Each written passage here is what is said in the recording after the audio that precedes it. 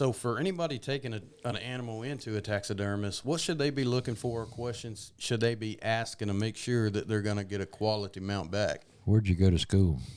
Oh, that's a good question right there, huh? And if they tell you I never went to school, run. Don't use that. My buddy taught me.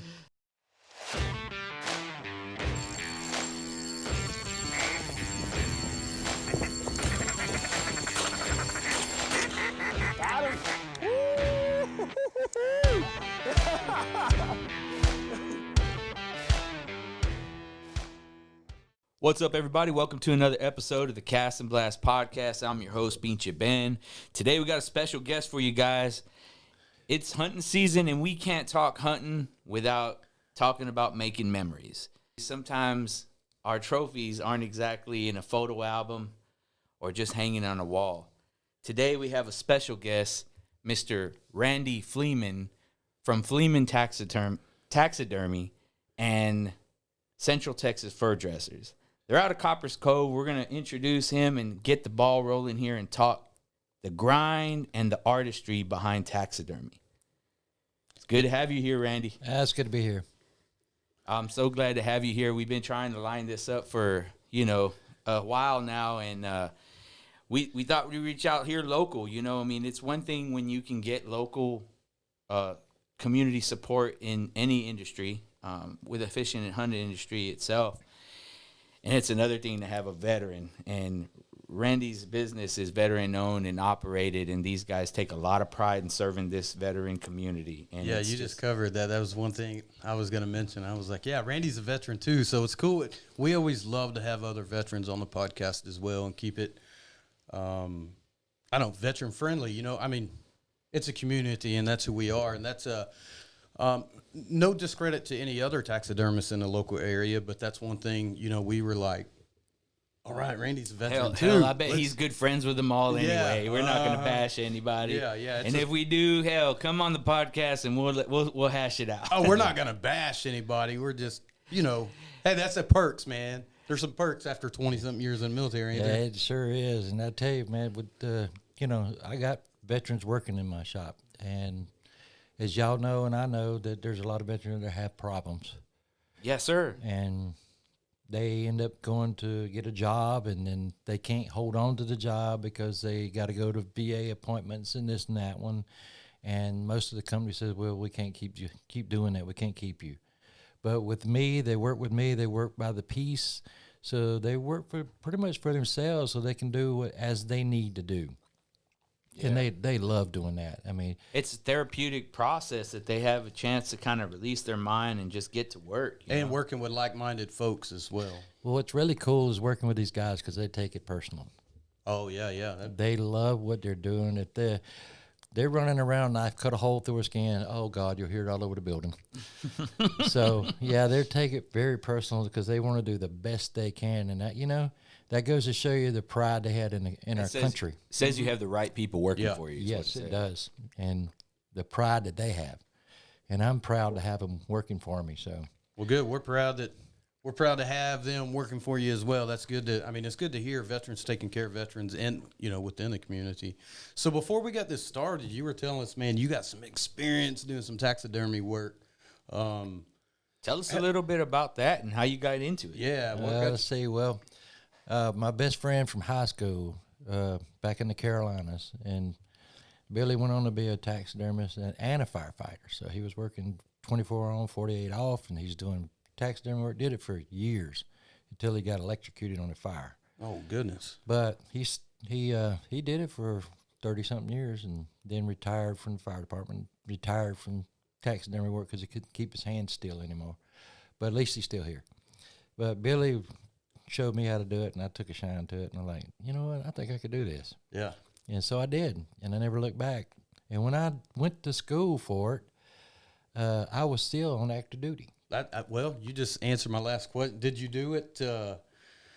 How did that work out, being on active duty and going through taxidermy school? Well, Is it night classes? I put in the paperwork to go to a week-long school where I was going to have to take leave. Oh, okay. And my colonel He always said I was one of those guys that could get anything done short of illegal, but I could get it done. But Yeah, my man. Yeah. you know, so he called me in. He says, "How long is this actual school?" I said, 6 weeks.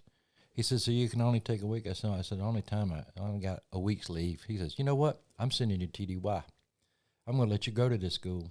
That's when leaders were leaders, huh? That's right. And he sent me there because he knew this is what I wanted to do when I retired, and he just stepped up to the plate, and I really appreciate Colonel Hermans for that, and he looked out for me. That's a really cool story because, you know, the Army, I don't know what year that was. I retired in 21, and the Army has programs now for retirees as you're getting out to where they call it, I think it's CMP. It could be different now, but they give you that time now. So that could have been, you know, help spearhead the programs that are there today. So that's cool to hear. It very well could have. I mean, but, you know, he didn't have to do what he did, but he did, and I really appreciated it. He showed some strong leadership and let me do what I did, and that was in 2003. And then shortly thereafter, y'all know where we're at. And then shortly thereafter, I got hurt real bad. So. Yeah. And I came back home, and I recovered and went on about my business and ended up retiring in 2005. Now doing some taxidermy work. So all these years of doing this taxidermy work now, like is there anything beyond like the trophies that some people want, or some other reasons beyond trophies that, you know, folks may bring an animal to you? Just like today, a gentleman called me today as I was working on this thing. I was finishing it up, and I guess his ears must have been burning or something. But I had a bobcat that I was mounting onto a log, and the phone rang. And I answered it. He says, "Hey, how's my bobcat coming for my son?" I said, "I'm finishing it right now as we speak." He says, "Really?" I said, "Yeah, you can pick it up today if you want to." He said, "Great, it's my son's birthday." He shot that one, so now he was able to get it today and give it to his son for his birthday. Dude, You yeah. should have seen a smile on that kid's face. Made everything worth it right there, too. Oh, yeah, he came in and he saw that cat hanging there. He's like, "Oh, my goodness." His son was all over that cat. And as much as the boys, there was two of them, they came in there, they were all over the shop. They wanted to see everything. Yeah. Ducks, fish, Excited. everything that was in there. They were all over the place. Was it a big old cat, or was it was a big bobcat. It was. Yeah, I didn't know if it's like his first one, so he wanted it, you know. Yeah, it was his mounted. very first one. Oh, and a trophy cat, too. Oh, it was a big one. It was no small cat. Man, that's cool. Yeah.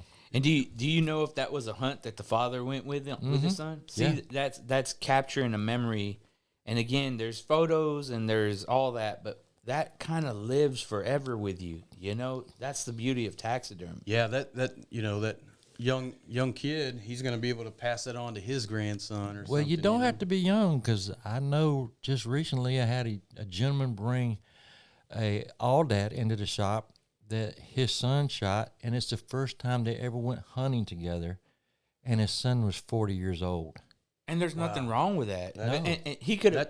That's the the first- first hunt. That's first hunt. That's what's so cool to hear. We say it all the time. A lot of people want to go hunt at that age, but they don't because they feel intimidated. They feel that they should know more about it, that they don't. Man, get with someone that knows what they're doing. Yeah, I don't so- care what Well, no, age you are. His That's really dad had cool been to hear. hunting all his life, and he just never went with him. And finally, at the age of 40, he finally decided he was going to go, and he went with him, and they had a blast. They brought it in. He says they wanted to get it mounted, so it's already hanging on the wall. So, but you know, there's also those other people out there who don't look at things the way we do. I had one that came they didn't come to the shop right away. They went to another taxidermist. They were out in West Texas, shot a buck, and it was on one of those controlled hunts where that was offered up by a organization. I don't remember the name of the organization, but it was for children who are terminally ill. Oh, yeah. Yeah. Okay, and this boy only had like 2 weeks to live, and he was able to shoot his buck. But they went to a taxidermist, and the taxidermist, they said it'd be 6 months before he could get to it, and they tried to explain the situation to him, and he says, "Well, it sucks to be you." That's insane. I would have loved to just slap the crap out of him, but anyway, just so happened the guy knew me and knew they were about 3.5 hours away. So he called me on the phone. He said, "What do we do?" I said, "Keep driving. Come on. I'll wait on you." And he said, "We won't get there till about midnight. I don't care. I'll wait on you." He must have been driving across Texas. Yeah. They were coming. West And Texas, huh? they got back. They came into my shop, immediately came to my shop. And I never got to meet the boy because he was asleep in the car, to just let him sleep. And they brought it in, and they showed me what they wanted. I said, "Well, you're in luck. I have one of those forms in the shop." And turned around, and that deer, I did everything and mounted that deer that night and called him at 10 o'clock the next morning and told him it was ready. That's crazy. Wow. You had to use a different skin? No, Same skin? same skin. It's just that when I got it mounted, I put it into a hot room. It was warm outside anyway, but put it into a hot room, turned the heaters wide open in there, and just let her go. And had fans blowing on it. So it dried real fast. I was hoping for the best. And it did not pull, stretch, or anything like that because I had it just right. And family came and got it the next morning. They were tickled to death, and he did die 2 weeks later. Oh, man. But he had his mount. Yeah, he did. He had his mount. Man, that's a testament to, one, you as a person, like taxidermy we'll set that aside. yeah. Just as a person, like you saying, hey, I'm going to dedicate and prioritize you right now as a human, thinking like a human father, or you know what I mean? Like we're all human, man. We're connected in some. Yeah, I'll receive you at midnight, and I'll work all night, all day until it's done. Money's not an option at that point. Yeah. And they say not all money's good, and that's a good testament to that. True that. Yeah. Well, let's put it this way: there wasn't a price that father could put on how important that was to him to have that done for his son. Yeah, it's completely priceless. You're right. I'm sure he had every intention to pay whatever dollar it was just to get it done. And Well, he did, but I told him to put his wallet back in his pocket. what? Yeah. Look at that, man. You did it completely as I'm going to gift this. Absolutely. Man, Yeah, hats off, man. That's awesome. Yeah. that's crazy. Good, I mean, it's good on it's- you, and good for him, and God bless the family and the Well, his child. dad's been a customer ever since, Look at that, and that's how business should be, Yeah. man. That's cool. and his friends. There you go. That's a crazy turnaround. Well, I say it's crazy. I'm sure it probably is, but It sounds unbelievable. Yeah, like 'cause you're I like, don't how know do we what- get this? How do we go to a taxidermist ourselves and wait 6 months or a year, 2 years. Like About 3.5. It's the common. It's the Yeah, common, and it is. nobody blinks an eye towards that. Can you walk us? I mean, maybe kind of in a nutshell, kind of what that process is in a generalized way, because I know every animal is going to be a little bit different. Maybe that'll help us put in perspective what we're waiting on. Well, what you got to say when they bring the animal in, depending on which one it is. I mean, you got some with antlers and some with horns. Okay, it really doesn't matter until you get to the horn part, because if it's a horn, it has to be boiled and get the horn off the skull, because there's tendons and stuff like that on the inside of that can rot, and then your whole house smells. And I've known other taxidermists to leave the horns on there and just let it go, but I'm not going to do that. But and then antlers and stuff like that, you don't have to worry about. You just do the skull cap and be done with it. You're going to flesh all the meat off of an animal's skin and as much membrane as you can without cutting holes through it. Then you're going to split the nose, eyes, ears, and lips. And I don't recommend that for people who have not been trained, because you'll tear them apart. Yeah. But let guys do it who know what they're doing. And then we salt them down and keep them, and let all the get the moisture out of the skin. But a lot of times guys will, they skin their own animals. They bring them in. Okay, they didn't split them or nothing like that. They still got a lot of meat on them. Bad part about it is a lot of guys don't know, and especially a lot of new hunters, do not mix these hides or skins with water and ice. That's a pretty common thing. That Ice happens, is huh? fine, but as long as the water does not get to the skin, because the minute the water gets to the skin, it will destroy the epidermis. The hair will start to come out, and then you're done. The skin is completely finished. There's nothing we can do with it except replace it. Now, how long does it have to soak in water for that to happen? Sometimes not more than an hour. Okay, that's what I was wondering. I didn't know. Yeah. Because if the water gets a little bit warm and you've only had it in there for an hour, that's enough to kill it right there. It's called bacteria. A lot of times bacteria gets in there and starts to destroy itself real fast. And we see it every year. Yeah. We see it all the time. We get a lot of animals come in. Like last year, I think a lot of my taxidermist friends, same situation. They had to replace a lot of capes last year, and it's more than we'd ever seen.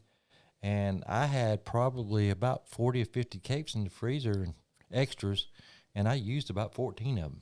Wow. So, yeah, and matched them up perfectly with the ones that they did. But, most of these customers, how much do I owe for it? I'm like, please, come on. You come in here, you're going to get it mounted. If something goes wrong, okay, got it. So we just put another cape on it, drive on. So those capes where do those capes come from? Most of them come from a processing plant. Like one of my good friends, Paul Williams, he owns VJ&P down on 2657, going towards Briggs. Paul has been doing it for many, many years. His dad was too, and Paul does. I mean, his summer sausages is the best. Oh man! Yeah, I'll tell you what, I guarantee it. And my son works for him as a skinner. So when Nick goes down, he skins all their deers. And everybody in my shop knows when my son does them, because when they come to our shop, there's not an ounce of meat on that skin. Well, I need to take some lessons. We skin a lot of deer, but we tell everybody we're not taxidermists or meat processors. Yep, I'm not a processor. Yeah. I taught my youngest boy when he was about 11 years old how to skin a deer in the bed of a truck. And he has done nothing but show out, because he can skin a deer all the way down and leave all that meat on that animal. And he's fantastic with it. He's just as fast as anybody out there. That's funny you mentioned that, because as we were doing it, and we started doing it a lot, and we knew we were sending animals to the taxidermists and whatnot, we took a little pride in, and we were getting pictures of people going and dropping off what's something that we sent to the taxidermist, and they would show us pictures of other carcasses that were set in there. Is it carcass? Yeah, you could say that, or you could skin, say cape. But they were leaving their stuff in there, and they would send us picture like, hey, I made it down to that taxidermist you sent me to, or whatever. Here's a picture of it here. And we did that as a CYA, so we sent them with the tag. We kept a copy of the tag. If they lost the tag for some reason, we got a CYA. Hey, and we had to run down sometimes and go put a tag on an animal. Yeah, we did. We had to drive down to the meat locker and put a tag. I lost my tag. All right. But we took a lot of pride in when we look at what we gut and skinned versus what other people gut and skinned, and we took a lot of pride in how, like, okay, I see what they're calling, field dressed, and that's not field dressed. Yeah. And we sent our animals field dressed, and when we skinned animals, we had a lot of clients asking us for the hide, and we're like, okay, we're gonna take the time and do it right, and we were successful. It takes a little practice, but you take your time. You're skinning 100 deer a year. You're gonna get. Well, a lot of guys will dig right on up into the brisket. I'm like, man, come on. Oh yeah. Leave that brisket area alone, because now we got to stitch it all together. But it's okay when you stitch that together. Well, it works out. For those folks that'll be watching this, what are the things? If you got a hunter bringing in an animal, usually what's your most common? A whitetail? I'm just gonna assume here in Texas where we're at is whitetail, axes, and audads. So, well, they're probably treated about the same from the hunter as far as prep work. What should a hunter do and not do if they plan on getting that trophy mounted? Let somebody else knows what they're doing. Don't blame it on your buddy. How many times have you gotten that one where my buddy did it? My buddy did it, and he tore it up, but you're like, okay. Yeah, I've had that happen. Is there certain cuts that they should and shouldn't make? No, when you're cutting down the belly, don't dig down in it, okay? Because you're fixing to find out why when you do. Yeah. Okay. Yeah. You want to be very careful, because you don't want to cut something that is going to really be more. Oh, it's going to make a mess, and it's going to ruin your day. Don't want to do that until you get to that point where you just kind of slice the belly real slow, and it's just a small slice right across the top of his innards. and then you get up to the bottom of the brisket and stop right there. And then you can go up. Once you do that, you can open him up, and you can just reach up in there and grab everything you need to grab and pull it out of there. It'll come right out. Yeah. So don't go up through the breastplate. Don't cut up through there. Yeah. Just leave it alone. Just reach your hand up in there and get it. You can reach around. Funny thing about it, most people don't realize you can reach your hand up there and find his throat. Oh, yeah. And slide it down, and then you got his heart, his lungs, and everything like that. Grab a hold to it and just pull. It's coming right out of there. We call it the old deer call. Yeah. Grab that throat and give it to someone here. Make a deer call. We always tell the kids when they come out and hunt, we'll hand them that throat. Hear blowing, it'll sound like a deer call. But it's just a lot of inexperienced people out there hunting right now, and they're learning. And I got to hand it to them. At least they're doing it. And for the most part, most people are doing it because they want to put meat in their freezers because things are getting expensive these days. Yeah. And some people are doing it on their own, and they're finding out that it's not as easy as it looks or as they hear about. So they end up going back to a processor to get it done. And hey, leave it to the pros. Yeah. Yeah. And that's one of the reasons why I like my buddy Paul, because I can take a deer down to his shop and know that when I get it back, and I've gone to other processors and same size deer and only get a 1/2 to 3/4 bag back in meat. And then I go to Paul and I end up with the same size deer and I come back with a bag and a half. Man. Because that guy knows what he's doing. He does not skim off the top or anything like that. Because if he finds out you're doing it, he is going to lose his mind on you. Yeah.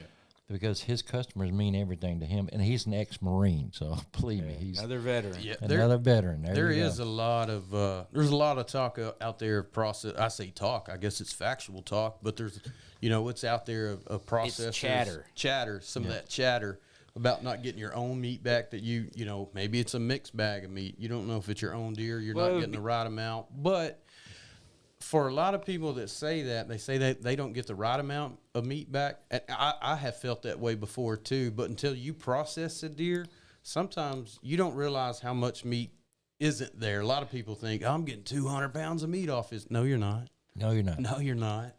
Yeah, you'd have to shoot a big deer in Texas. To Well, get 200. yeah, I mean, that's a little bit of an Oh, yeah. exaggeration. But No, but I got what you're saying. I Yeah. saw a Facebook post today where the guy was like, just got my meat back from the processor, and he had the Euro mount on a table. Oh, yeah.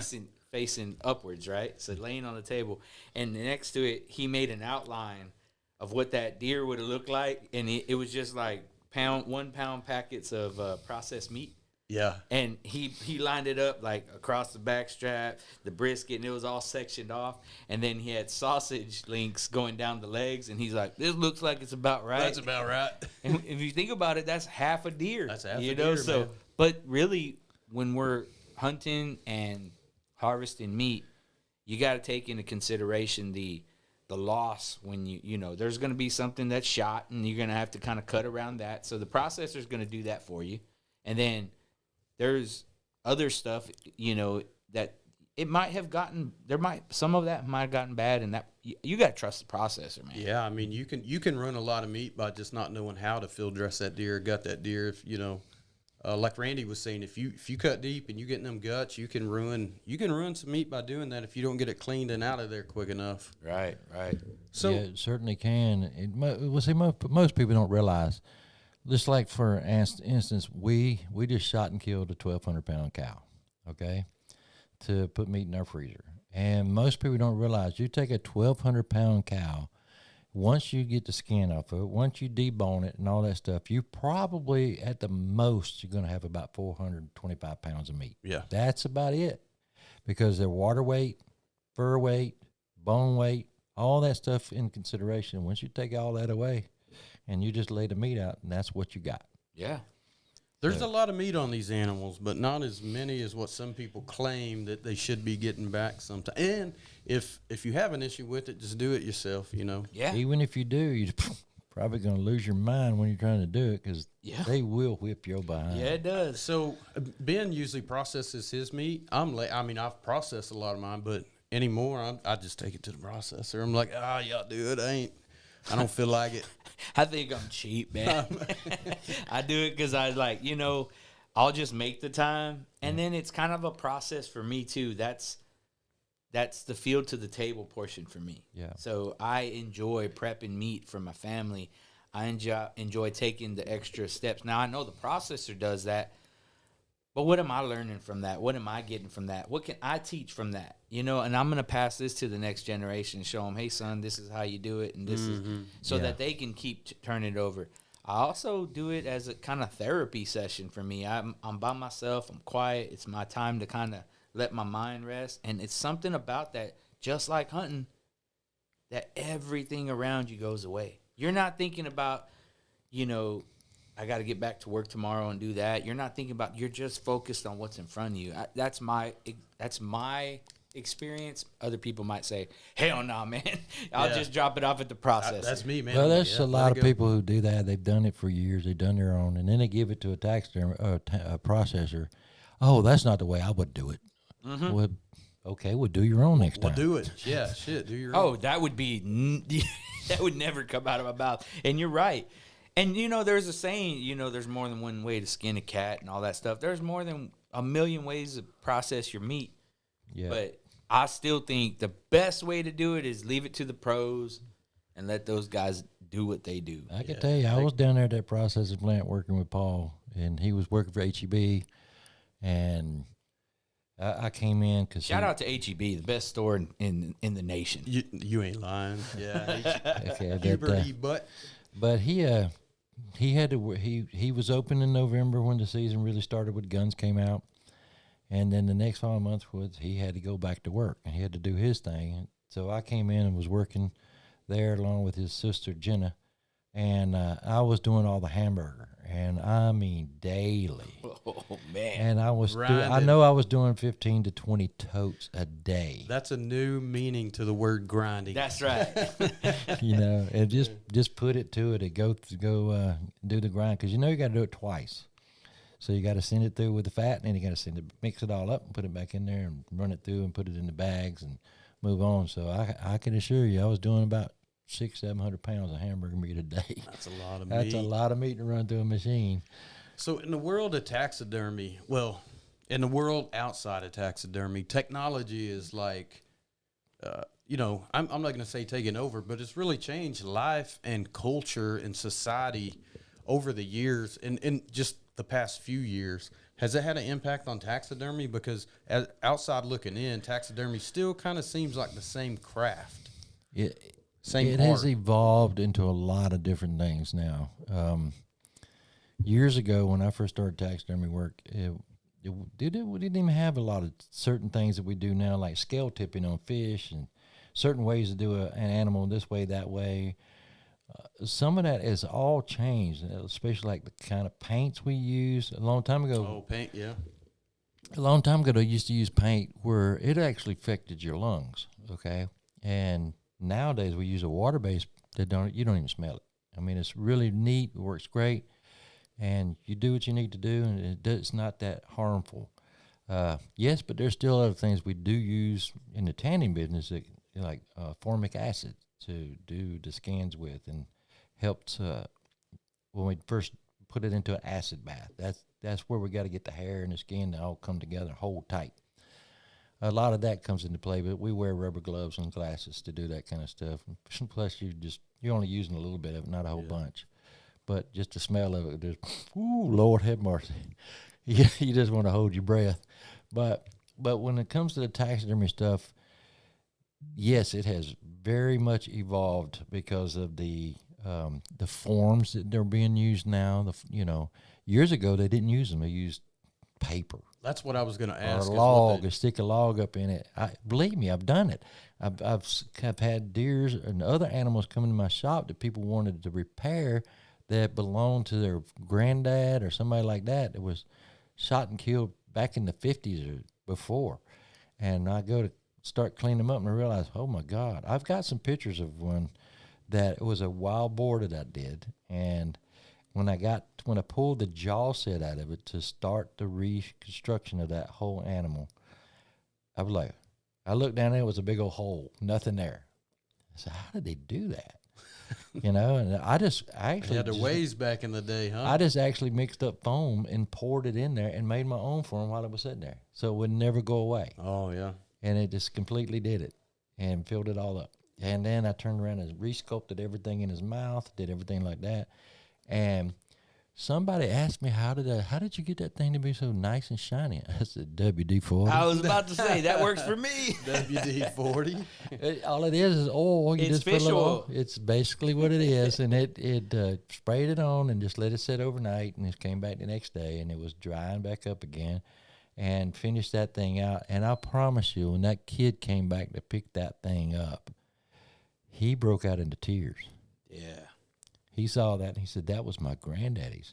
And the backboard that it was on was cracked in half. And I took it in the backside of my shop and I glued it back together and sandwiched it in, then sanded it back down smooth and varnished it. And had a metal plate. Oh, you couldn't even read it no more. But toothpaste does wonders. Put some toothpaste on there and started scrubbing it with a small brush, and there it come. You can see it come right back out again. Man, you just did so much just attention to detail to make sure that renovation. I'll have to show you this pictures when we're done, cause Bringing it back to life. And I brought it back to life, and he couldn't believe it was the same one, and he was like, "Oh my God, that is." He just couldn't believe it, and then he brought me a deer the next day, and he was from up north somewhere. I forgot, Michigan, somewhere like that. Anyway, he Wichita brought it. Falls. Wichita Falls. I don't know. When we say it north, we're still in Texas. Waco. Yeah. But he came and brought his deer, and he said, yeah, he picked this up about a month ago. And I kind of looked at it, and I'm like, it's not finished. He said, oh, yeah, the taxidermist said it was finished. I said, no, that's not finished. That's not finished. I mean, his eyes looked like he had a deer in the head, like, look. And bulging. I'm like, good Lord. I'm like, okay, we need to fix this. I know it is. It is funny when you're scrolling through social media or something. You see the crazy taxidermist things. Oh, man. Like some of the mounts and The Frankensteins. Yeah. Believe me, I have seen that. What's the craziest one you've seen? Maybe a craziest. few. No. I have seen one walk in the door of my shop, and the man was so pissed. He just came from a taxidermist with it, and I ain't going to call the taxidermist's name. And I'm like, I certainly hope you didn't pay for that. He goes, absolutely not. Yeah. He said, but can you do anything with that? Oof. I said, well, thankfully for you, I know who the person is, and I think I can rehydrate it and start all over. So he said, do what you can. I said, all right. So I rehydrated it the very next day. The skin got real soft. I was able to redo it, put it all back together. A week later, I called him up and said, hey, your bobcat's ready. He came to pick it up, and he's like, now that's what I'm talking about. He said, that's what it's supposed to look like. That's what it looked like before I squeezed the trigger, brother. That looked like it probably looked like when he shot it. A lot of the bad ones you see are actually bobcats. Are bobcats hard to do? They are meticulous to do. Let's just put it that way. I mean, every taxidermist has their niche. Okay, and one of my taxidermists, and she is wonderful, Whitney Stewart. She's out of Brownwood. She is wonderful with bobcats. That's her forte right there, bobcats. And she's seen a couple of mine. She said, yours are beautiful. I said, mine ain't near like yours. So I'll take that as a compliment. But she said, yeah, they are. They're pretty. I was like, well, I'll try to keep up with you. But anyway, my forte, believe it or not, wild boars. Oh, man. And that's what I want. I wish that's what I was going to say. I wish we'd known that. I want to get me a shoulder. I don't know if it's shoulder mounted or just neck mount. All I care about is having the head with the cutters just straight forward. You want to go with a shoulder mount. Because you'll be dissatisfied with just a head. Hey, let's talk a little bit about that with like the fads that have gone through, like, full mounts. Yeah, I remember I was at a vintage store down in Austin. My sister was doing a grand opening of their store down there. And in that old, they had a whole bunch of old, like, decorations and stuff in there. And I called Jimmy. I said, hey, man, remember when you'd see those, like, red velvet cups or something? The skull cap. The skull cap. But it was covered in red velvet. You remember We still do that. Yeah, and then this one was just so, this thing was old, bro. I'm talking about, it was good 80 years old. Like, you can tell. And I was like, man, that's cool because it's vintage. You know, it's different than doing it now. It's just to have a piece that maybe somebody hung in their old cabin back, 80 years ago or something like that. But let's talk a little bit about the fads. Can you kind of run through what you know about Jimmy, and then we'll talk about maybe what people are doing now that's different, a lot of requests you're getting, and maybe some of the things that you kind of, I'm going to steer away from that. But let's go through like a couple of like fads. I know we went to, it used to be just neck mounts and straightforward. Like everybody just wanted the neck mount straightforward, antlers up, ears forward, I think every family's always kind of had their own idea of what was their trophy. My very first steer was in the red velvet, on the wood plaque mount. And if I have anything to say, the very last deer I ever shoot will have the same thing. That's really cool, so bro. I would like to do that if I have a say so in the deal. But a little nostalgia, to have with it. That's cool. We didn't have a whole lot of full mount. My dad's got a full mount of a deer that's pushing 200 free, low fence, free range, Oklahoma, southeast Oklahoma deer. It's beautiful deer. That's a big deer, man. Yeah, I think it was in the high 180s. But that's the only full mount he ever had. I didn't have any as a kid, but we would do the skull cap mounts, and then we got in, it seemed like Euro mounts become real cool after that. And shoulder, I don't think shoulder mounts have ever went away. And skull cap mounts and shoulder mounts typically came on what they call that shield, right? Like that wooden plaque behind it. Yeah. Yeah, that's old school too. I'm sure it's being done today, but it just reminds me of like what I grew up seeing hanging around. It really comes down to a person's taste. Okay. They see something that somebody else had. They the next time they shoot one, they want that. Velvet is still big into play. Leather around it. Oh yeah, I've seen that. With sometimes they put like the studs, like the it can tacks. look really good. Yeah. Well, the way I do it is I use a gold or a black or a brown or red or green a nylon, a rope around them. And depending on what color you use or what color rope you use, and it really even grass rope looks really good with the leather. Mm-hmm. Oh, that's cool. And some guy told me one day, just use just surprise me, and I put leather on there and put that grass rope on there. He came to get it. He was like, "Oh my God, I didn't think it was going to look that good." It look good, So, and it all depends on the person itself, but a lot of people who hunt nowadays, and I can tell you this much, I have gotten European mounts in my shop to do Euros of a massive size set of antlers, and their neck was 22 or something like that. Why would they go? And why would they go Euro with something that big? I'm the guy that would do that too, though. Yeah, but you know what they would say? Well, he wasn't as big as the ones I already got hanging in the house. Well, I can't say that though. Yeah, it was like I can't show say that. off. Good for them. Yeah, I wouldn't have that. I like what a show off. My wallet's not that big. Yeah, but a lot of guys do pay good money to. I mean, it's funny because they will go out, and a lot of these oil field guys, and they will go to these high fence ranches just to get one of those deers that's got them funky looking racks on them. Freaks. Yeah, and they don't want the meat. They don't want the cape or nothing. They just want the horns. I want the horns in the story. That's all they want. More power to them. I don't think that even if I had the money, I would do it. But we always say, as long as it's legal, let them go for it. Well, we may not back it fully, but if it's legal, it's legal. It's crazy, but there's some guys out there that spend their whole life hunting.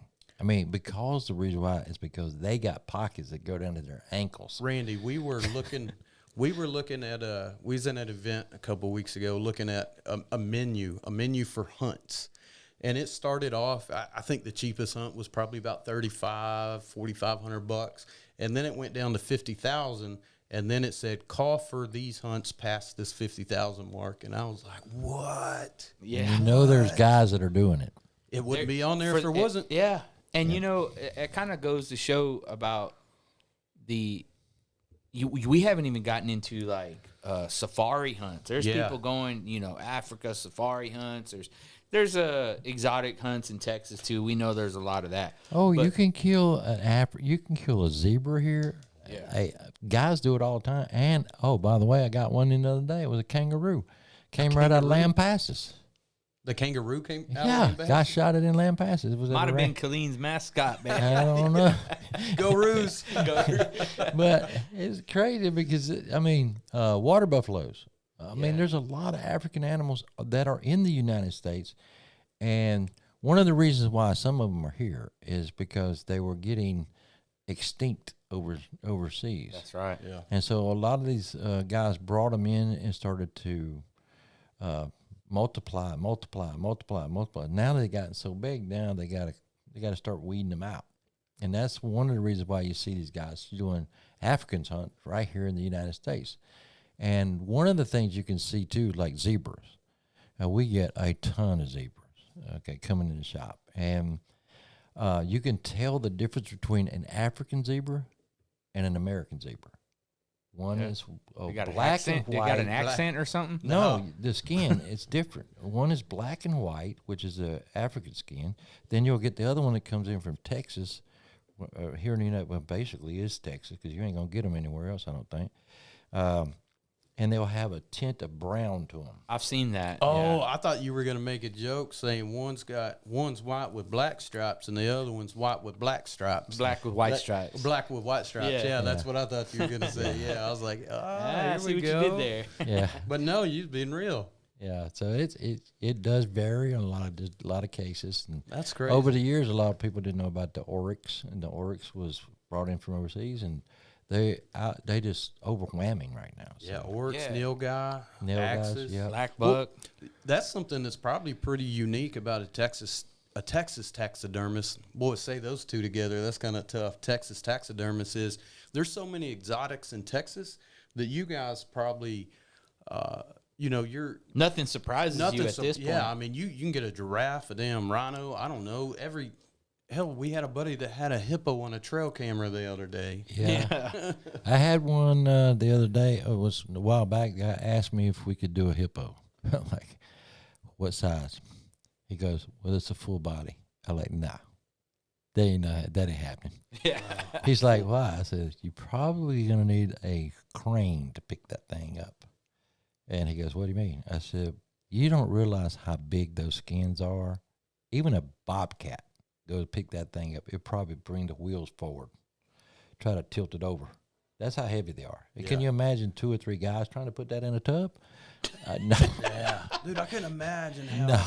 It's like trying I said, like one carry of me these when I'm drunk, bro. I told him one of these days when our tannery shop gets that big, yes, we'll be able to do it because we'll be able to crane it. We'll be able to move it where we need to move it. But at this point, no. We don't have the machines for that. What's got the thickest hide you work with? Oh, God. Probably, I would have to say a water buffalo, maybe even a zebra. Oh, No, Really? Well, the zebra's the toughest because there's a cartilage in there. That thing will eat a round knife blade like it's butter. Just tear it all to pieces. What? never knew that, man. See? Wow. Like, Okay? And then you got to worry about the thickness. And let's see, blue wildebeest, they're thick. You got to get all that meat. It's not just the meat. You got to take it down where you can really actually start to see the blueness in there. If not, you won't get no salt penetration. Okay, and then you're going to have a skin coming apart on you.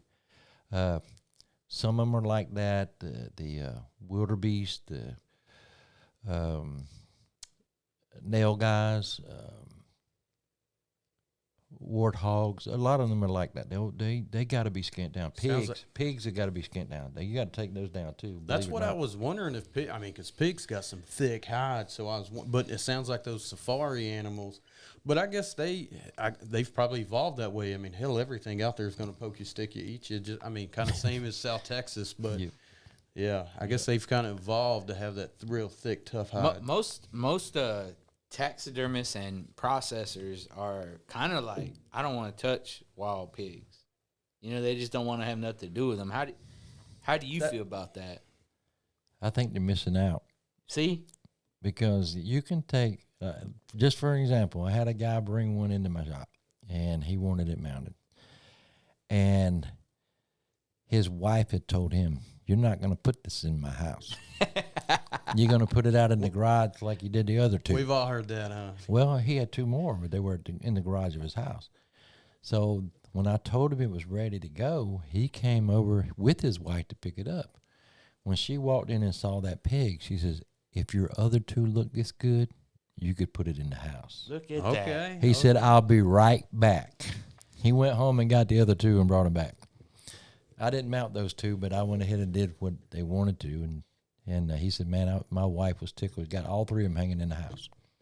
Because I had won competitions with wild boars. And a lot of guys won't even put a wild boar in competition, but they don't realize, they are ugly, nasty animals until you wash and clean them up. They really are cool, man. And then when you get them all cleaned up and get them all done, man, they are some beautiful animals. And they are. When people walk into your house and see one of them hanging on the wall, they're like, wow, what a set of tusks on that thing. Yeah, sometimes people don't know what them cutters look like until you get up close to them, yeah. Randy, so every hunter has a dream hunt, right? So we got bucket list hunts. We got a dream hunt on our to-do, right? We're going to try to get that. And what, as a taxidermist, what is your dream mount? Like, you look at things from a different perspective. You almost experience the hunt through taxidermy. So what would be your dream mount? My dream mount would be a mountain lion. Oh, mountain lion would be cool. Nice. But I never dreamed that I would actually get a chance to go shoot one. But I went home one time, unannounced. I didn't tell my mom and I was coming. I showed up because I felt they needed some help to do something. So I just quit what I was doing and drove there.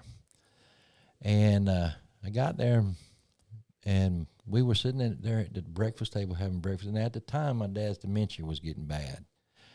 And he told, I go outside out there and I feel like somebody's watching me. So he goes down to his shop. That was his favorite spot where all his tools were. And believe me, tools he had. Yeah. Because I went home and got them and brought them back. And it loaded my truck down. And so Dad went out to go to the shop. And so I walked out on the porch to watch. And he's going towards the shop. And I look over to the right. And here comes this mountain lion coming around the corner. She has been stalking him. I came back in the house, opened up the gun safe, pulled out that 30-06. It was loaded, and I walked right out there to the porch. I told Mom, stay in the house. Don't come out. Why? I said, there's a mountain lion going after Daddy.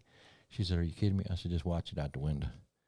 And she opened the window blind and just peeked out. The next thing you know, she saw that cat go down because he heard that gunshot go off. And my dad kind of turned around and looked, and he was like, he couldn't believe what he was seeing because she was a big mountain lion. Did he know the cat was there? He had no idea. Wow. He just knew something was watching him. And apparently she had been stalking him for more than a minute. But at an 80-something-year-old man, he would have never stood a chance against that cat because she was a big one. And we go by the linear inch on those. I don't care how big you are. I don't think anybody does. Dude, a 12. Well, we had one in the shop just recently, or 2, because the guy that shot the mountain lion didn't realize it was a cub, and by law, you got to take it down too. So he shot the mama and the cub. I didn't know that. So the mama was 51 inches from the base, from her front of her face or her nose to the base of her tail. The one that I shot was 75 inches. 75 inches? Big one. Dude, that's a 6... Yeah, what is it? I don't know. I'm That not long. good at math. Yeah. Can you imagine a cat jumping 6'2"? you from that big? That's a massive cat. That's a hell of a cat. Some big tracks. And then my mom was, she had some big paws on her. And I haven't mounted it yet. I was going to do it for the show this year, but, Dad passed, and I didn't get a chance to finish it. So I just put it back away, and I said, I'll do it next year. And my mom said, what are you going to do with that thing? I said, I'm going to scan it, I'm going to salt it, and I'm going to take it back with me. Because she knows I'm a taxidermist, but she is fantastic. My mom loves it when I take a picture of all the animals I mount, put it up in front of something and take a good snapshot of it, send it to her. She will paint a beautiful picture of your animal. Oh, how cool is that? And I told Mom, I said, I got customers who probably buy those. You know, they got a mount hanging on the wall, and then some of these guys got offices they go to work in. They could probably take that picture and hang it in their office. Paying top dollar. Now, Oh, yeah. Is she making pictures of the animal before it's harvested, like in a scenery, or is she No. doing a picture of the mount? She does a picture of the mount. That's cool. That's Yeah. cool. She does a beautiful picture of it, and she just did one. She did one that I sent her recently. Was a monkey, and it's a miniature monkey. A monkey. Yeah, you had to see it. It's called a cotton top Mirandan. It's a monkey. It's a real tiny thing, probably no bigger than this Mountain Dew bottle, you know, with a long tail. But he got a big old cotton top. And I did that one. And this was a lady out of Arizona. She went through a lot of trouble to find somebody who could do this, and they finally tracked me down. I'm gonna have to ask, why'd she want this monkey? Well, the biggest problem was she had it as a pet, and she paid a lot of money for that monkey. And it's understandable because they're darn near extinct. They're rare. They're very Are they? rare. Yeah, I just saw this in the movie the other I don't day. know anything about it. Now, the funny thing about it is people they don't want to mess with something like that because they fear that they're going to destroy it or something, and then they can't replace it. Well, I understand that, but if you do your best, do what you've been trained to do, you should be able to do it with no problem. And she got a hold to me, and I told her it's going to have to overnight it. It's going to be frozen and overnight it. Get it here quick. And she did. She got it there, and it was still partially frozen when it got to me. And the very next day, I started on it. And she got it back, and she couldn't believe what I'd done to it because she said she remembered the way that monkey was laying on a log that night. She went to bed, and she came back out, and it was laying in the floor. It had died. Oh, man. But the way I mounted it, it looked the same as it was the night she died. How do you? There's not a. There's no form for it. There's no form. That's what I was gonna say. Is like, how do you? I had to build it. I had to make it, carve it out of foam. Okay, all right. Now I was Same wondering, way it's with like, how cats and dogs. That makes sense Wait, now. hold on. Time out. Did you say cats and dogs? Yeah. like people are like take- kitty cats and dogs. People are taking their pet dogs and cats. Yeah. I think that's pretty common. Not really. No, That's a little It's- weird, dude. The thing about it is finding somebody who will do them. And I do them. Simply the reason why is because there's a lot of people who won't touch them. But the thing about it is when you get a customer come in, don't get in a rush to jump all over it because when they come in, they are very upset. They've lost their pet. It's like losing a child. Yeah. Family member, yeah. Right. And give it a little time. They may change their mind. And in some cases, they don't change their mind. They really want it done. that And sounds like a pro tip for anybody out there doing. I mean, yeah, that makes sense. Like if you start working on it, I don't know, you get 30, 40 hours wrapped up in it, and then they change your mind. That's kind of hard to. I mean, you're gonna have to eat that or say, well, shit, I got 40 hours wrapped in it. Yeah. Well, the suggestion to other taxidermists is you need to get at least 50% up front because, I mean, I understand that they're upset, but you got to understand, too, that if you start in on this and then they bail on you, you haven't lost anything. Yeah. Okay. Makes sense. But there's times when they do. It's just like people bring in rugs. You need to get it up front or they won't be back. I mean, it's not like we're going to lose money on it because we can always sell them, but that's not a big problem. But I don't know. I can tell you, I've had a lot of rugs in my time that people didn't come back to get. Do you have a lot of, I guess, mounts and projects that people just left behind and never? I've come only back got a couple that are still in my shop that people left behind, and and there's good reasons for it. Like I got an Oklahoma buck in there. He was a big one, and shortly after the guy dropped it off, he died of COVID.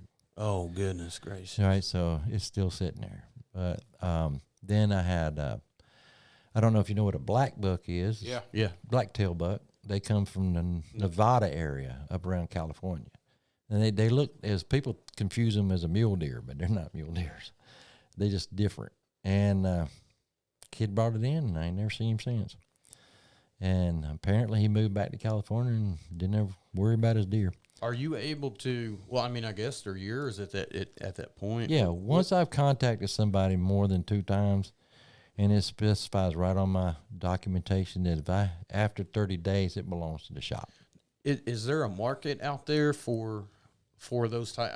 Because What is the law of buying something like that? You know, The only thing on that good situation point. is it's not against the law to sell a deer or aoudad or anything like that. It's against the law to waterfowl, sell right? ducks, Yeah, ducks. waterfowl. Oh, Man, you can get hemmed up with that in a hurry. Yeah. Now you can sell it at the taxidermy work that you did in it. That's it. Let it go, and that way you kind of just broke even with it. Yeah. But for me personally, I have never had anybody not come back and get their duck. yeah. Duck hunters are unusual people. Dude, They'll come back and get them, but I've heard of guys who have actually sold them, and I'm like, you better not get caught doing that. Duck hunters are crazy, ain't they? I don't know about duck hunting. Oh, Yeah. I didn't think you was looking over Hey, there. hey, I tell you what, man. I think I was more excited about that. Getting the call, hey, your duck's Your ready. duck's done. Than any other thing. Yeah, that I had anything done. else. I was just like, okay, let's go get it. Well, if I could give any of these hunters advice about certain things, Absolutely. you drop it off. The taxidermists, a lot of it like me, I get 600 or 700 mounts a year to do. It's not easy to do in a year's time, but we definitely put a dent in it fast. And but a lot of guys don't understand it. You can't just do something overnight. You one animal a day. Now, when we doing deers, I can probably turn 3 or 4 a day. Holy crap! I mean, I can move with them.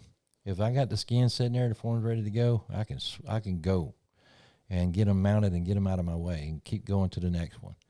But I've been doing it a very long time, so it's not that hard of a deal. Another day at the office, huh? And yeah, it's just like EJ and them guys saying in the shop. So this one young lady that was coming to work for me, she's working in there. She does beautiful work. And Paige is like, EJ said, I think you better get back. She said, why is that? He said, watch out for that needle, because that dude can fly with a needle. And she was standing there watching me go down the back of that deer, and she said, man, you ain't kidding. He's moving. And before she knew what happened, I had it sewed up down the back, and he was done. You was talking about, the guy that brought his other 2 pigs in to get restored after seeing the one that you done for him. So for anybody taking an animal into a taxidermist, what should they be looking for? Questions should they be asking to make sure that they're going to get a quality mount back? Where'd you go to school? Oh, That's a good question right there, huh? And if they tell you I never went to school, run. Don't use that. My buddy taught me. Same one that skinned it for you. Well, there's some guys out there have learned from a taxidermist, okay? And if you did, how many years did you spend working with that taxidermist? Because I'm going to tell you, you can go to school to learn to be a taxidermist, but once you start your own place, it's not the easiest thing in the world, because if you come across something you had no idea about that was not taught in school, which a lot of times now you can find it on YouTube. University. But it probably a doesn't. 7-year-old boy Yeah. showing you how to get it done. Yeah, but it's not always telling them the truth, because I do watch a lot of these YouTubes, and I always sit there and laugh my ass silly to watch some of these guys talk about doing a taxidermy. I'm like, really? You'd be the last one I wanted to take an animal to. But yeah, I would want to find out, the schools that this guy's been to. I've been to 3 different schools, so it doesn't stop there, and the learning doesn't stop. There's other things that like Breakthrough Magazine. Breakthrough Magazine has a lot of great information. Texas Taxidermy Association, they put out a magazine every year too, especially for the show, and they put out the talks and stuff that the taxidermists do. They show information. You can learn a lot from that. You do not have to be a taxidermist to go to some of these classes they have at the state championship. You can just go walk into those seminars and just pay attention to what's going on. And believe me, you can learn a lot just by sitting there and watching the guy do it. There's just so much to it. There is more to what taxidermists are showing you on YouTube, because people don't realize. One is they don't tell you, oh, by the way, those razor knives will cut you. Yeah. Some things are implied. You'll find out when you try to go flesh in their lip and you cut through the lip and cut through your finger. You see you see a guy on YouTube doing taxidermy with bandages on his fingers, you know why. Because he's a rookie. Is it a small, tight-knit community? To where y'all kind of work together, help each other out, and there's always you're gonna have bad apples anywhere. I always thought when in the beginning the taxidermists didn't talk to one another, but you know what? I found out that they do. Yeah. I mean, I've got a lot of good friends in the taxidermy business, and we're not competing against each other. We're not in competition. They have enough work to do. I have enough work to do. There's enough to go around because taxidermy is a dying breed. Man, I'm so glad you brought that up. Yeah, that's why we wanted to have you sitting here, because it does seem that way. It is. I mean, the thing about it is what caused it to be that way. It's like I said before, YouTube. Okay. Technology, like we were saying. I mean, Well, everyone thinks they can do it, and they'll try it, and there's so much information at their fingertips now, the resources, whether it's the internet, YouTube, books, publications he's mentioning. So these guys go, I'll try it myself. And maybe they get good at it. I don't know, but they fail miserably. I definitely think it's a dying art. It is. Yeah. Thing about it is, if you want to start a taxidermy business, you better have a full-time job to start with, because you're going to have to build up clientele. You're not going to build it up overnight. Some guys just be in the right place at the right time. People will come to them because they're the only one around. And that does happen. But there's others that will start a business as a taxidermist and then realize they made a huge mistake and they get out of it, because you're not going to get rich. But you can get very comfortable doing it.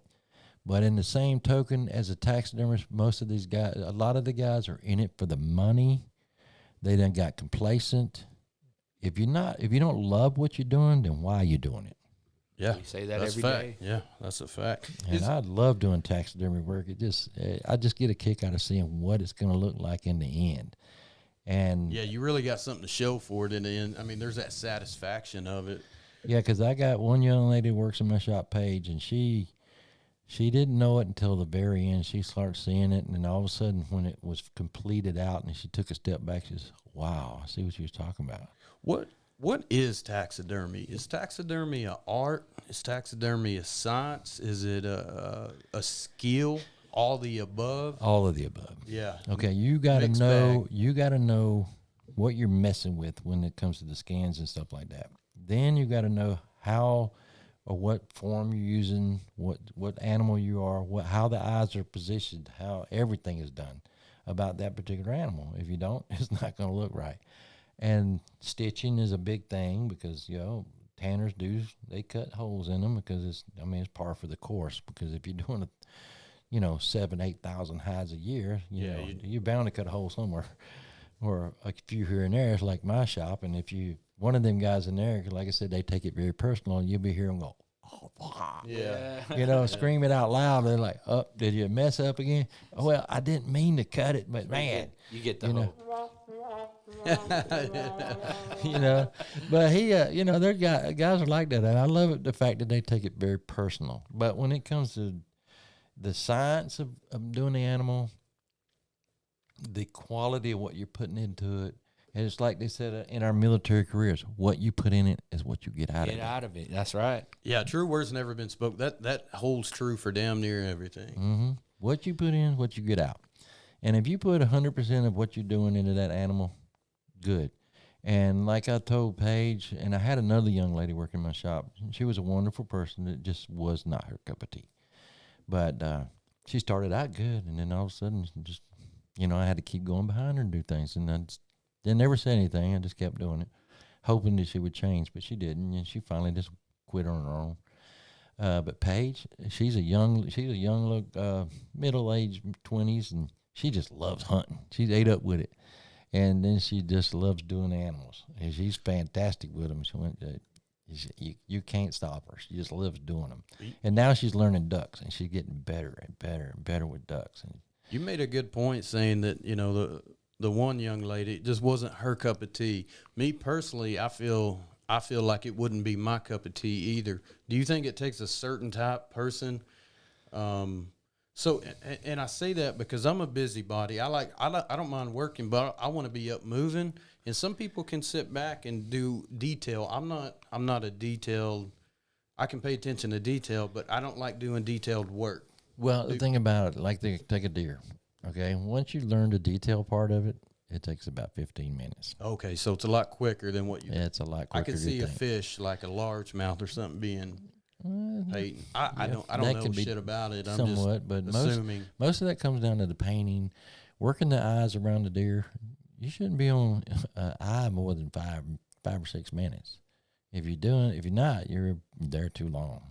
Yo, have you seen the forms, Ben, when when there's eyes in there but no skin or nothing? Yeah. That shit looks so crazy. Does it feel like things are just staring at you in your shop all the time? Well, if you do the animal just right, you would swear when you walk around the room they're following Yeah. you. Yeah, they're following you. And I told at the page one time she mounted a deer. I said, "No, I want you to get over here on the right hand side." I said, "Why?" I said, "Just do." She gets on the right. I said, "Now walk real slow and watch him as you walk to the left." And when she did, she's like, "Oh, it looks like he's following me." I said, "Then you did it right." Oh, wow. Yeah, then the She's light like, bulb comes on. Yeah, she's like, "That Yeah. is too cool." I was like, "Yeah, that's." And bobcats the same way. You know, foxes are tough too. They're hard to work with. Tight eyes and all that. Oh yeah, and the ears, their little bitty ears is just something else. So you're talking about ears. I had a question for you. So, there's animals dropped off at, the taxidermist, and they're dropped off in myriad of conditions, right? Mm-hmm. What is it that you guys do as taxidermists when someone they drop something off and it's a trophy for them? Like, this is a once in a lifetime one off. What is it that you guys do to, like, frostbit ears or just things that are, maybe something went bad in transport, and there's a lot that people don't know what they can do to kind of alleviate that and preserve it. Can you kind of give us some advice as hunters so that we can kind of make sure we mitigate those before we, transport something we want mounted? Right. When you go to transport something, I mean, if they had it in a deep freezer overnight, I don't think you really got to worry about frostbite on the ears in the beginning. But if they leave it in there too long, like weeks, yeah, you don't have a problem. You want to keep them ears and the face covered up. Never have one with the skin side out. Always hair side out. Keep that skin inside. What I normally do is I just take his head and stick it down through his neck. It's covered up completely, and just roll him up.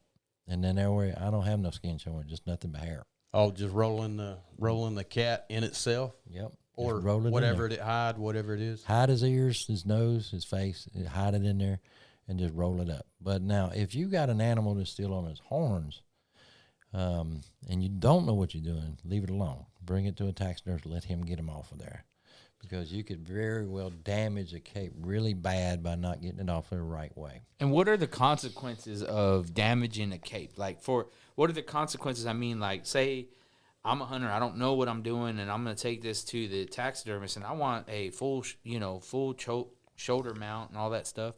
If I got it to you, what are some things that you see as a taxidermist that kind of says, man, there ain't a whole lot I can do with that?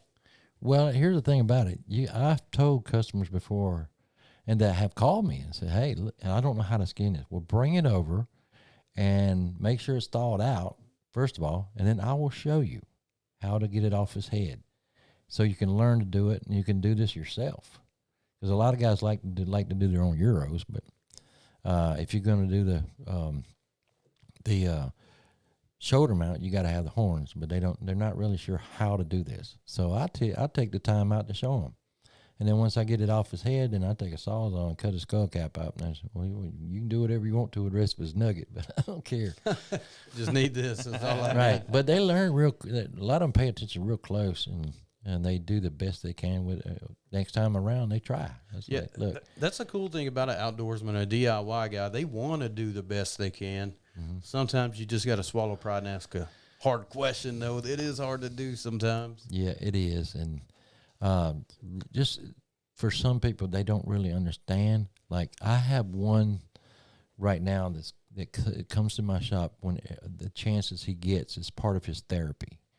He's a young E5 or E6 in the military. He woke up one morning, he couldn't see past the nose on his face. He was scared to death. That's terrifying. Yeah, He had a tumor on his brain, and he's still in the military. But I don't know what drives his train, but I think the good Lord above it does, because he does not give up. And, he has pretty much like having a CNI dog. He has friends that will take him around. He has to hold him by the arm, but he wants to learn how to be a taxidermist. Ooh, that's going to be tough, huh? I brought him in and I set him down, and on his first animal, I had everything already stitched up, ready to go. All we had to do is get this cape on and then stitch it down the back and everything, and then do the eyes. So he has to really get up, almost touching it with his nose to be able to see it. And I couldn't believe what I was seeing, but the first time he did a deer, I'm like, oh, my God, he can do this if he really sets his mind to it. That's cool.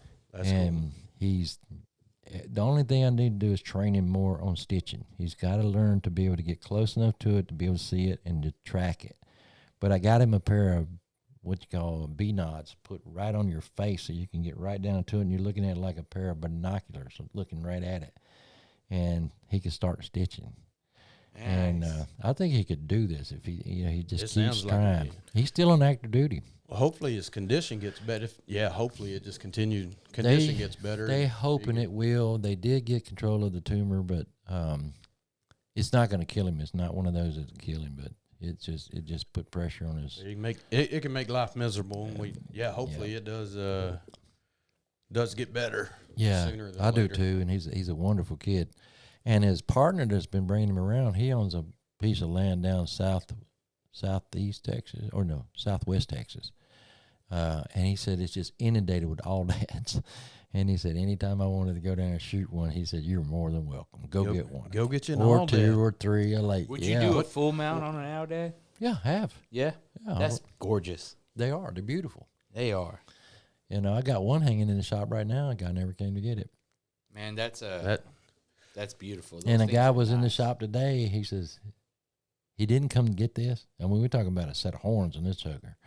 I said, if he ain't going to get it by the time deer season's over up this year, I'm going to sell it. He goes, I'll get it. I'll buy it. You got a buyer already. It's sold. It's already sold. So, Randy, before we wrap this up, you're a taxidermist, but you're an outdoorsman yourself. Yeah. Talk a little bit about your connection with the outdoors and your love, whether it's hunting or fishing. Yeah. And just kind of give us a little bit of background on how you got into that, Well, I've always been in the outdoors since I was a little boy. So, it kind of runs in my family. Mm-hmm. For me, I'll go hunting. I like to go I'm going for one thing only. If that's that trophy I'm going for, okay. But I don't have a lot of time to hunt when the season opens. So my door is pretty much wide open 7 days a week during the deer season. So I don't get a lot of time for it. And so I hold off and try to do what I can. But one of my good friends, he always asked me out the opening day. He said, come out opening day, because I know how hard it is. And I go out on opening day, and generally I will get one on open day because nobody's shooting them. But I'll get mine and get out of there, and I don't have no problem. And if I don't get one the first day, I'm pretty well screwed. Oh, man. So I'm not too sweating that. But I'm a fisherman. I love bass fishing. All right.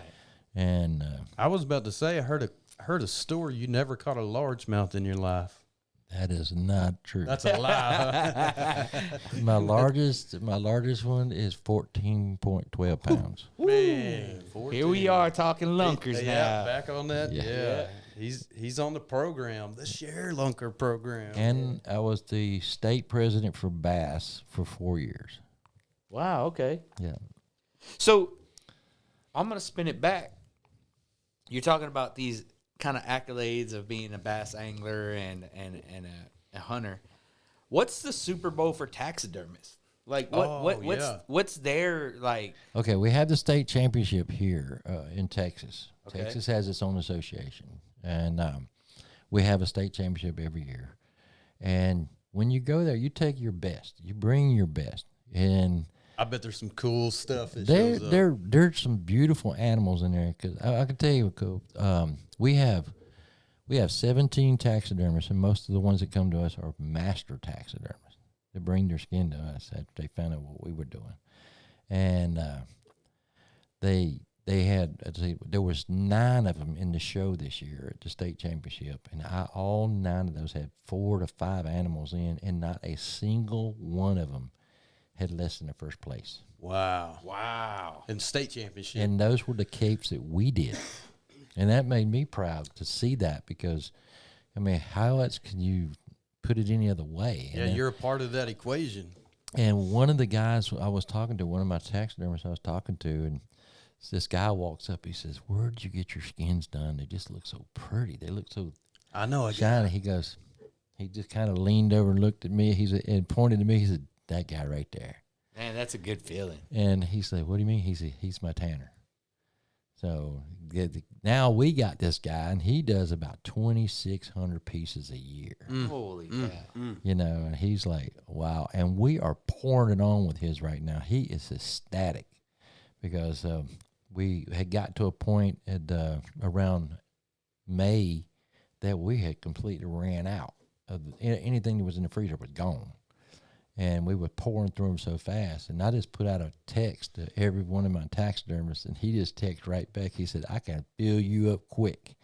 And I said, "How many?" He said, "How many? How many?" I said, "What about a truckload?" He said, "Come get them." So I went and got him. He filled up every one of my freezers. And since then, he has kept them filled up. That's good business. And he was like, and every time I get at least 30 to 50 ready to go, which is about every week, and I go every other week to drop off a load. Good Lord. And then when I drop it off, I got to busy. pick up more. He just keeps us full. And I'm like, golly, man. Not a bad problem to have. Not at but all. I mean, that's No. pretty cool. It's not. It's a great thing to have when you got taxidermists like that, and they completely love what we do. Like, I mean, like James Yardbird, or Yarborough, he owns Yardbird Taxidermy out of Leander, and or down in that area. But he is phenomenal. He does great work, and he has really spread the word about our tannery shop to a lot of the taxidermists that know him, and he's brought a lot of them online with us, and that's fantastic. He just loves what we do, and he has really supported us in our first year, because we didn't start till 2024 of November. With the tanning. That's right. Yeah. And you got to figure, we just went in our first year, and in our first year, we were just pumping them out Just as went, fast as we could go. And it was first in the beginning was just me and EJ. And then after that, we brought in a couple more people, and then more people. So now there's 9 of us total in the tannery shop. And we're still moving. Right now, we are already going to have to start looking for a new piece of property and build a new building on it. And because, man, that 1,500 square foot is just not going to hold us much longer. Said it once already, not a bad problem to have, keeping y'all busy. Like, is that show in the same place every year? Right here in Killeen. It's in Killeen? Has been the last 5 years. Oh, man. Is it open to public or Yes, it is. Oh, man, we got to go check that out. What time? I will let you guys know when they come up with dates for it. This year is going to be the last year to have it in Killeen, and the next year they're going to have it in Abilene. And I think after that they'll come right back to Killeen, because I think it was a bad mistake going to Abilene, because Killeen's right in the middle of it was right in the middle of all of it, and nobody seems to have a problem with that. But now you're going to talk about guys coming from East Texas and stuff like that. They got to drive all the way across the state to get there.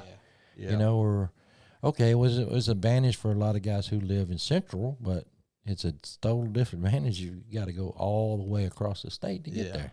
Yeah. I mean, I think I know that from the fishing industry. So, as a state president, we would go to when before I ever got state president, we'd go to Amistad. The next year we go to Sam Rayburn. The next year we go to Amistad, and you never stopped in the middle. Yeah. Okay, you got Belton. Come on. There's a happy Whitney. point in here somewhere. Whitney's good. Dude, Whitney's beautiful. You know, and love the that thing place. about it is, when I took over as state president, we first tournament was already scheduled for Sam Rayburn. We did Rayburn. The next year we did Belton. The next year we did.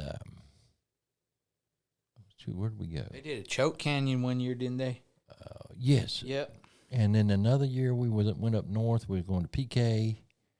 we spread it around. I said we need to go to different regions all the time. And the last one we just had was at Granbury up in Dallas Fort Worth, where my partner now just slammed it. And Chris won second in the state as a non-boater. And on the first day, I finished up at 26, but came back the next day and just smoked it, and there was 8 seats being given away, and I barely missed it. I finished 9th. I came out of nowhere. Oh, right there, skin of the teeth. But biggest thing was I kept Chris on the fish because he was in 5th going back into day 2, and I told Chris, you need to get your fish. He said, what about you? I said, don't worry about me. You just worry about you. We'll make sure you get your fish. You're in the top 5. You need to stay in the top 5. So, when you're fishing with members from your own club and not having somebody draw on your boat, if somebody drew on my boat, do you think I would care enough about whether he got his fish or not? He's just using your boat. He's just using you. He's along for the ride.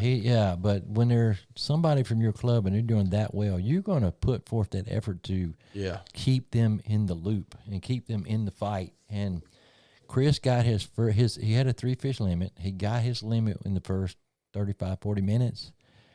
And the wind was blowing like it was nothing. I couldn't keep my worm in the water because it kept sucking it right back out of there before I could even click the bell. And after he got that third one, he's like, all right, do your thing. Do your thing. He sat down and had a drink and a sandwich, and every time I'd come up to something, I'd drop power pole, boom. Yeah. And then I would lean forward and pitch it right into the hole. And next thing, he said, after about an hour, I had a limit of fish, and he said that was impressive.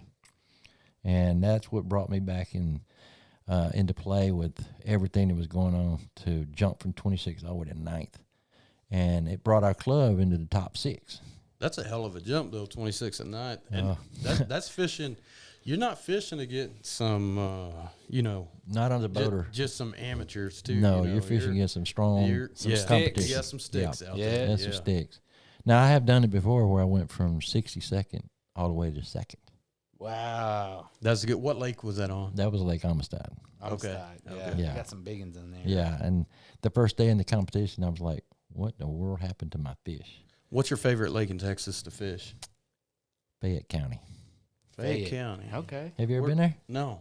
Oh, you guys don't know what you're missing. That's a power plant lake. Oh. Down in LaGrange. Okay. Oh, my God. I've heard of it now. You can sit there and get your arm broke off all day long with 4 or 5 pounders. You ever fish one of them brackish lakes? Like, Matter of fact, the state championship this year is going to be on the Sabine River. Okay. What? So that's brackish water. Wow. Yeah, Orange County. Yeah. It should be a lot of fun, but we'll see what happens. It's going to be tough, huh? It can be tough. I don't think you're going to see 20-pound sacks coming out of there, but you're going to catch 5. You better get on your stick, buddy. You better get your roll going. I can tell you that. Come with your A game. I'm just thinking, maybe somebody from the Gulf or Florida or Louisiana or something like that, you're going to have a leg up because fishing brackish water, knowing tides, knowing water movement and things like that, somebody better start doing homework if you're fishing in that tournament. Yeah. Well, I can tell you, spending some time down in Louisiana, you're about right. Because those guys down there fish a total different way in that brackish water. Exactly. And I learned how to do that, and I brought it back to Texas with me. And I can assure you that really made an impact on the way I fish. But they don't fish with anything different than we do. They just do it differently. Different methods. They use the same plastics, the same jigs, and everything else we do. They just do it different. Yeah. And once you learn how to do that different in that brackish water, watch out when you hit that fresh water because that guy's fixing to smoke your butt. That's right. Hell yeah. Well, Randy, man, we've had a great conversation with you today. We look forward to doing this a lot more often with you. We're going to turn it over to you so you can let the people know where they can find your business and let them know what establishment you have. Well, one of the things I want people to know, too, is as a taxidermist, you want to get a skin done. You ain't got to go. You can go wherever you want to go. Taxidermists do them, but we'll do them for you right there. Even if you're not mounting it, we'll do the skin. We'll do a rug for you, whatever. There's a price for it, obviously, but I'd love to see your business to do mountains, that way.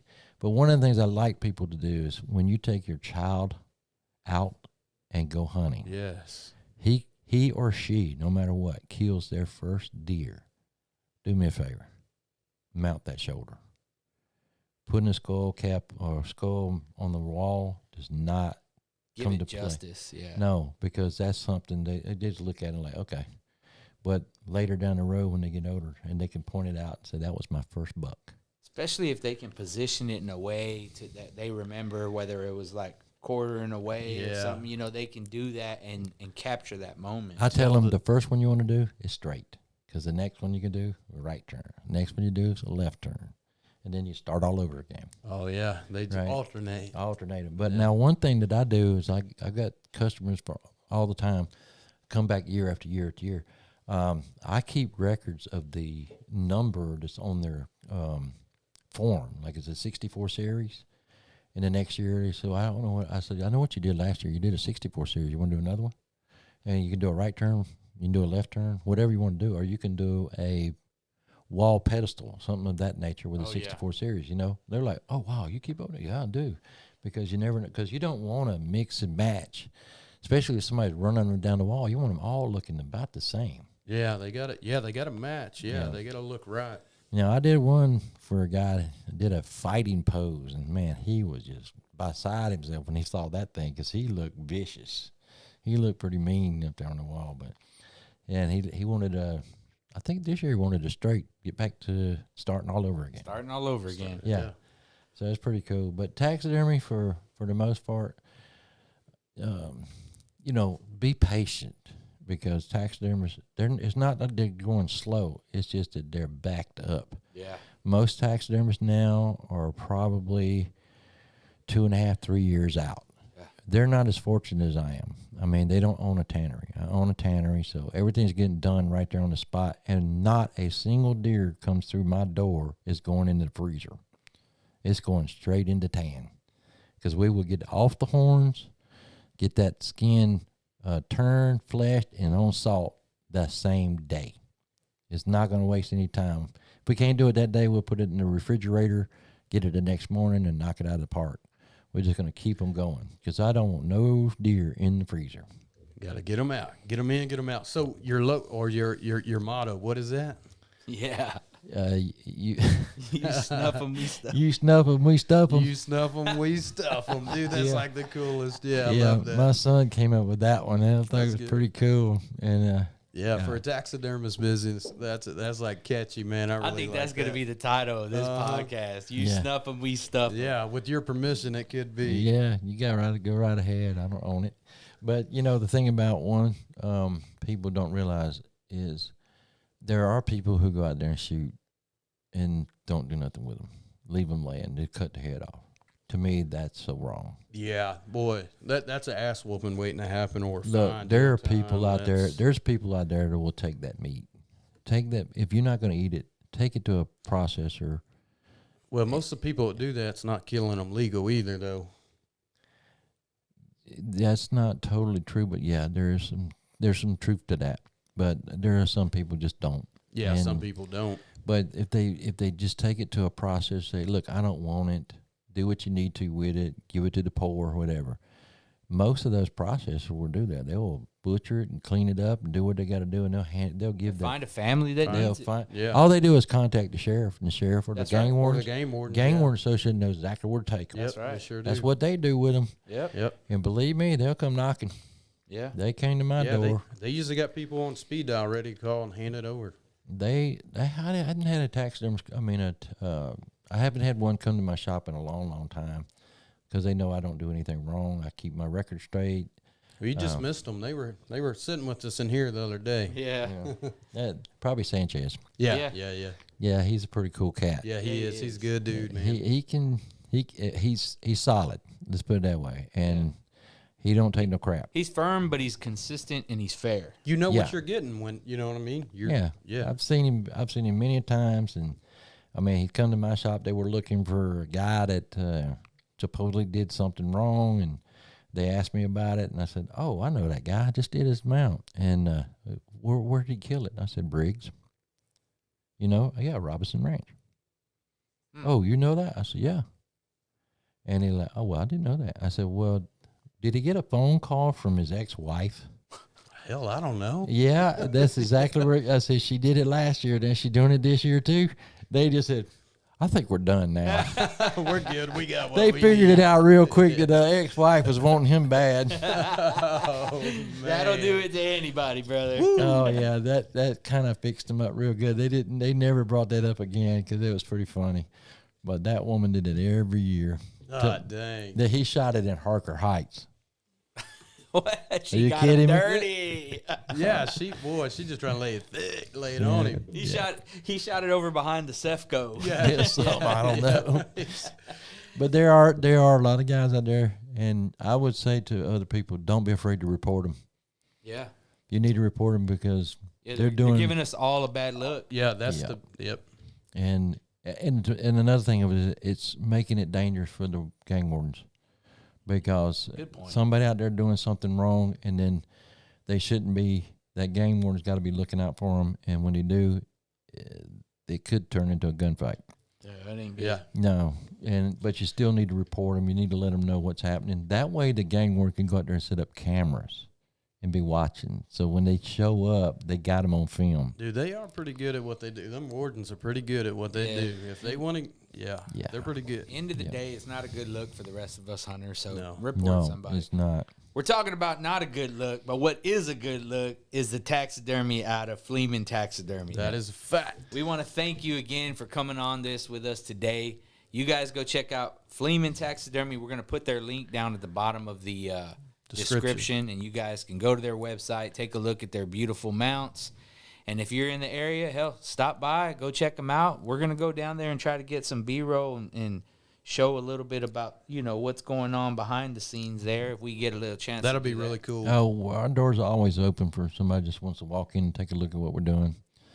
I mean, I know I'm not one of those guys that shies from his phone. A lot of taxidermists are, but I can't blame them because people bug you and they're getting upset because the animal's not ready yet.